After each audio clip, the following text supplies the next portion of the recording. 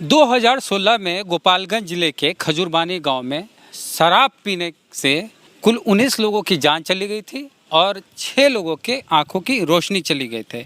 इसके आरोप में कुल 14 लोगों पे मुकदमा दर्ज किया गया वहां की स्थानीय पुलिस के द्वारा।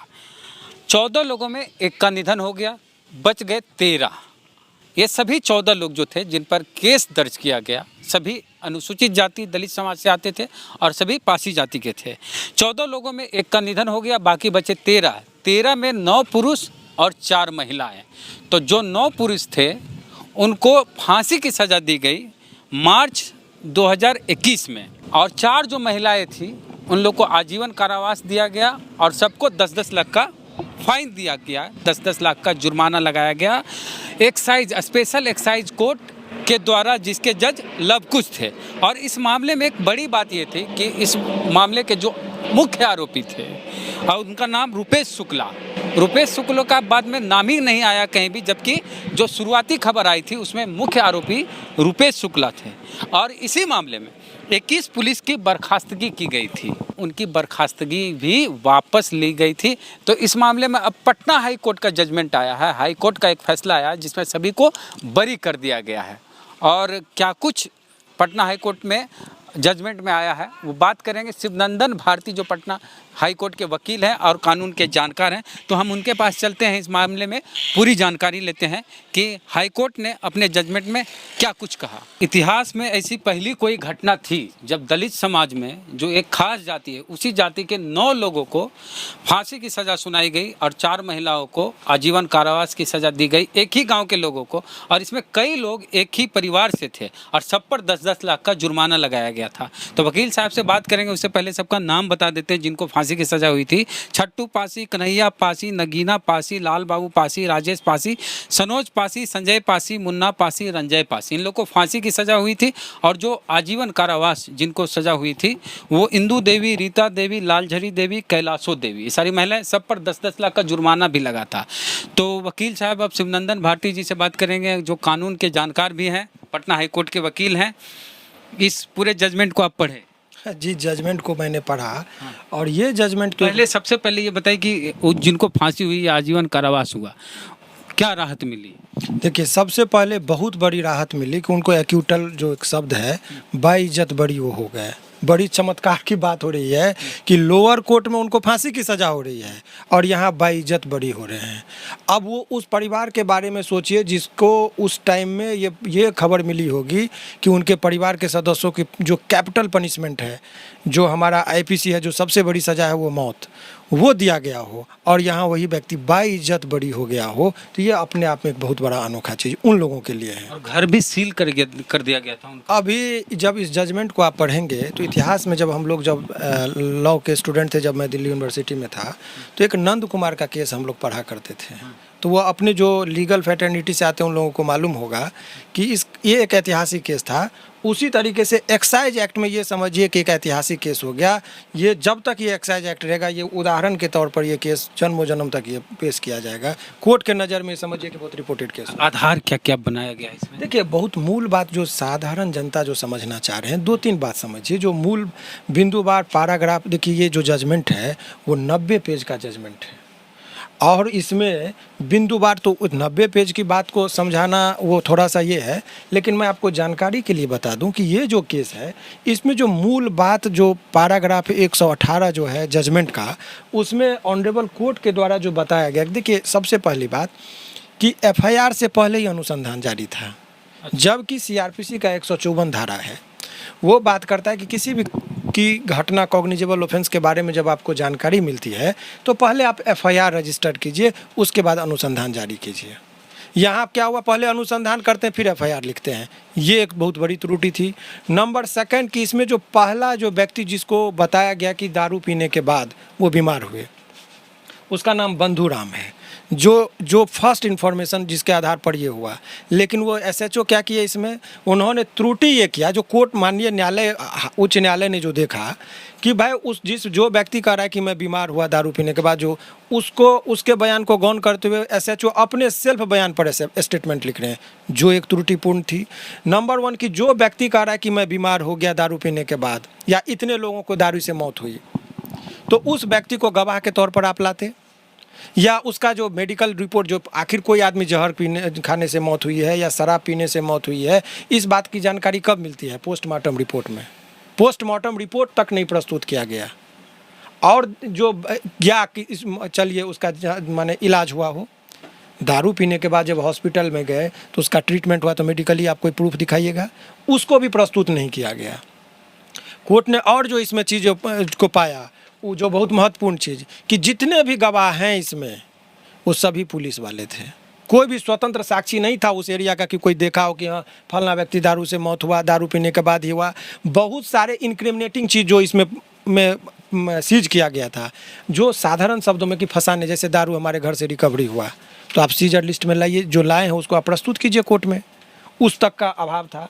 तो बिंदुवार तरीके से इसमें जो है सो कोर्ट ने एक एक चीज़ का बहुत ही अच्छा, कोर्ट का जो जजमेंट है ये अपने आप में समझिए साधारण शब्दों में ये एक्यूटल करना, और ये शो करता है कि ट्रायल कोर्ट को बिंदुवार तरीके से एक एक चीज़ को देखनी चाहिए और तब जाके जजमेंट देना चाहिए। ये एक्साइज एक्ट है, इसीलिए कानून से ऊपर की चीज़ है, ये नहीं है।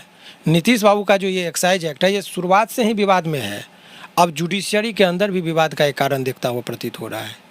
अब सवाल ये है कि जो भी अच्छा ये केस में जो ऑनरेबल कोर्ट ने कहा कि किसी भी व्यक्ति पर जब आप इल्ज़ाम लगाते हैं तो बियॉन्ड रीजनेबल डाउट आपको प्रस्तुत करना है। सपोज कि मैं कह रहा हूँ कि आपने चोरी किया, मेरा पर्स लिया, तो मेरा ड्यूटी है कोर्ट में प्रस्तुत करना कि आपने चोरी किया। गवाह लेंगे कि इन्होंने देखा कि इन्होंने मेरा पर्स लिया। तो उसी तरीके से आप जो कह रहे हैं कि ये फलना व्यक्ति दारू का कारोबार करता था, बेचता था, जहरीला शराब बेचता था, ये काम सरकार का था, पुलिस का काम था प्रस्तुत माने प्रूव करना बिफोर द कोर्ट। उन्होंने कुछ नहीं किया रीजनेबल डाउट। तो आखिर ये तो सवाल ये उठता है कि ये जो लोअर कोर्ट ने जो डिसीजन दिया था स्पेशल एक्साइज वहाँ का निचली अदालत ने, तो आखिर वो क्या पाया कि उन्होंने फांसी की सज़ा दे दी? तो देखिए इसमें ये है कि जब आप किसी को भी रीजन डिसीजन होना चाहिए। हम लोग का जुडिशरी का जो इंडियन लीगल सिस्टम जब हम लोग पढ़ते हैं तो उसमें ये सिस्टम है कि रीजन डिसीजन, कि आप जो भी डिसीजन पर आप जाते हैं उसका कारण दीजिए कि मैं क्यों ऐसा कर रहा हूँ। तो जो कारण वो इम्प्यून जजमेंट का मतलब जो लोअर कोर्ट के आदेश को जिसको चैलेंज किया गया था यहाँ फांसी देने के लिए, तो उसमें वो बिंदुवार चीज़ों को जब माननीय न्यायालय उच्च न्यायालय ने डबल बेंच में का मामला था, उन्होंने जब देखा तो खामियां नज़र आई इस जजमेंट में, जिसके आधार पर जो है सो उन लोगों को बहुत बड़ी राहत मिली कि उन लोग बाई इज्जत बरी। और पैराग्राफ 119 पढ़िएगा, उसमें जो पिटीशन का उसमें क्या लिखा, उन्होंने स्पष्ट शब्दों में लिखा, उसको दिखाइएगा। उन्होंने लिखा कि इनको बाई इज्जत एक्यूटल एक टर्म है, ये लिखा। और उन्होंने कहा कि फोर्थ विर्थ इनको रिलीज कीजिए। फोर्थ विर्थ का मतलब कि इसको जजमेंट जाए तुरंत तत्क्षण उनको जेल से बाहर निकालिए। तो ये भी एक बहुत बड़ा चीज़ है। इतने दिन जो जेल में रहे, इतने दिन जेल में रहे वो, और आर्थिक सामाजिक नुकसान हुआ, तो इसके लिए मुआवजा का प्रावधान है। सब अनुसूचित जाति से। देखिए जाति विशेष से कोर्ट को कोई लेना देना नहीं। All are equal in the eyes of law. अगर पुलिस की मंशा ऐसी रही, आप एस्टेब्लिश कीजिए। ये चीज़ हम यदि कह देंगे, देखिए न्यायपालिका के बारे में एक चीज़ जाना जाए कि हमारा भारतीय संविधान, न्यायपालिका की नहीं, पुलिस ने यदि ये आपको लग रहा है कि जाति विशेष के लोगों को टारगेट किया, सभी एक ही जाति के लोग, ठीक है, मैं आपकी बात से ये नहीं कह रहा हूँ, तो आप कोर्ट में एक सेपरेट रीट फाइल करवाइए उन लोगों से कि जाति विशेष को ये टारगेट किया, और यदि आप ये स्थापित कर देंगे तो सभी लोग सस्पेंड होंगे। और वैसे मैं आपको जानकारी के लिए बता दूं कि इस केस में जितनी अनियमितता बरती गई है SHO वगैरह पर, हमको तो लगता है विभाग ये कुछ न कुछ तो होना ही चाहिए और विभाग करेगी भी, मुझे जहाँ तक लग रहा है। तो इसमें आपको जानकारी देते हैं कि 21 पुलिसकर्मी बर्खास्त हुए थे, आज सबको वापस फिर ले लिया गया था। अब इस जजमेंट के बाद फिर उसका इम्पैक्ट पड़ेगा। ये जो जजमेंट है वो पूरा कलई खोल दिया कि कौन क्या गलती क्या। आप एक चीज़ बताइए ना कि आपको क्या कारण था कि आपने पोस्टमार्टम रिपोर्ट नहीं दिया? क्या कारण था कि आपने जो है सो उसको मेडिकली जो एग्जामिन हुआ था ड्यूरिंग जिस डॉक्टर ने उनको जांच किया था उस डॉक्टर को आपने गवाह के तौर पर क्यों नहीं प्रस्तुत किया? तो विभिन्न तरह का त्रुटि है। आनन फानन में लग रहा है कि FIR हुआ, आनन फानन में लोगों को फांसी की सजा हुई थी।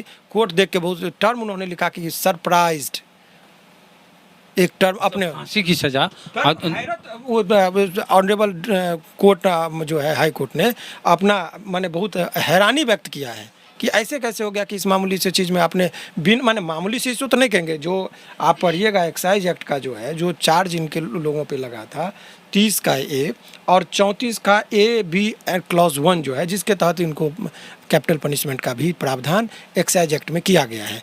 उसी के आलोक में तो सेक्शन का जो इंग्रेडिएंट है, एक भी इंग्रेडिएंट नहीं पाया गया, उन्होंने जजमेंट में बजाबते उस चीज़ का रिटेन में दिया है। तो इस तरीके से आप कह रहे हैं कि एक्साइज एक्ट में प्रशासन के द्वारा जो अनियमितता बरती जा रही है, मनमानीपन है, उसका कल ही इस जजमेंट में ज़रूर खुल गया। तो इसका एक इम्पैक्ट ये है। लेकिन दूसरी तरफ मैं उन लोगों को भी कहना चाहूँगा कि जो इस कारोबार में लगे हैं, सावधान तो रहिए। ऐसा नहीं कि आपका मनोबल बढ़ जाए और आप जहरीला शराब बिहार में बेचिए, लाइसेंस मिल गया, उसमें त्रुटिपूर्ण थी। इस जजमेंट के बाद ऐसा भी हो सकता है कि प्रशासन अब बहुत अच्छे तरीके से एक एक चीज़ को फूक फाक के तब जाके कोर्ट में लाए। तो माने इसका ऐसा नहीं कि अपराधी जो कुछ लोग जो शराब में है उनका मन नहीं बढ़ना चाहिए, चूँकि एक हम लोग जिम्मेदार हैं, लेकिन उस जजमेंट में बहुत त्रुटि थी। ये बात स्थापित इस जजमेंट के द्वारा बाइज्जत और क्या हो सकता है इसमें? अब बाइज्जत बड़ी होगी तो और क्या हो सकता है? मुआवजा मिल सकता है? मुआवजा के लिए स्पेशल प्रावधान है कि उनको क्लेम करना होगा, उसके लिए सेपरेट केस होगा। जो यदि कोई व्यक्ति पर आप झूठे उत्पीड़न का तो है मामला, पुलिस के द्वारा दलितों को उत्पीड़न किया गया, तो उसका केस चल रहा है, उसका जैसे जजमेंट आएगा तो आपको मिलेगा।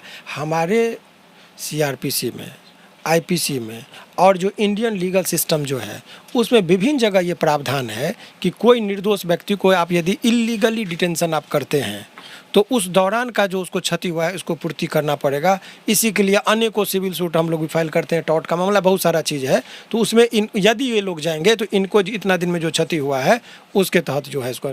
एक और महत्वपूर्ण, जब किसी व्यक्ति को फांसी की सज़ा होती है तो सीआरपीसी में प्रावधान है कि जो सेशन जज किसी व्यक्ति को फांसी की सज़ा जब देंगे तो उसमें 366 के तहत है कि आपको कन्फर्मेशन लेना होगा, आवेदन वो देंगे हाई कोर्ट से।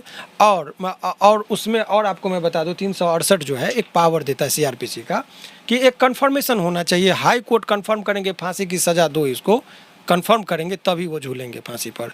तो उन्होंने कहा कि अब इसमें कोर्ट ने स्पष्ट कहा कि अब मुझसे ये वो जो आपका रिक्वेस्ट था कि इनको फांसी पर दिया जाए कि नहीं दिया जाए, वो ऑटोमेटिक सेट असाइड हो गया। यानी कि वो रिक्वेस्ट आपका, चूँकि हम इनको बाइज्जत बरी कर दिए तो फांसी की कोई बात है नहीं। तो इस तरीके से पूरी तरीके से राहत इन लोगों को मिलता हुआ मिल चुका है। इसमें कहीं कोई 10 लाख का जुर्माना वगैरह सब खत्म, सेट असाइड, जो भी चीज़ था सब चीज़ खत्म हो गया, सेट असाइड, बाय इज्जत बड़ी समझिए। अगर जज साहब का नाम बता देते, अगर हाई कोर्ट के देखिए इसमें जो है सो आपको मैं जजमेंट की कॉपी ही आपको आपके पास है। ये जो डीबी बेंच है हम लोगों का, ऑनरेबल जस्टिस अश्विनी बाबू हैं और हरीश कुमार जो हैं, उनके बेंच में था ये मैटर। बहुत बारीकी से उन्होंने देखा और जो माने निर्णय उन्हीं के द्वारा पास किया गया। तो ऐसा हम पहला केस लगता है कि किसी एक जाति के लोगों को, 9 लोगों को, एक ही गांव के लोगों को फांसी की सज़ा दी जाती है। और शराब के मामले में कि जहरीली शराब बेचने के आरोप में उन लोग को की शराब पीने से मौत हो गई गांव के 19 लोगों को, और 4 लोग की आंखें खराब हो गई, आंखों से दिखाई नहीं दे रहा था। इस मामले में इस तरह की सज़ा हुई थी, लेकिन हाई कोर्ट से सबको बरी कर दिया गया। तो पूरे मसले पर जो बातचीत हुई हमारी इनसे, उस पर आपका क्या कहना है? प्रतिक्रिया दीजिएगा कमेंट बॉक्स में। फेसबुक पे देख रहे हैं, पेज को लाइक फॉलो नहीं किया तो कर लीजिए। यूट्यूब पे देख रहे हैं, सब्सक्राइब नहीं किए चैनल को तो घंटी बजा कीजिए। जय भीम, जय भारत।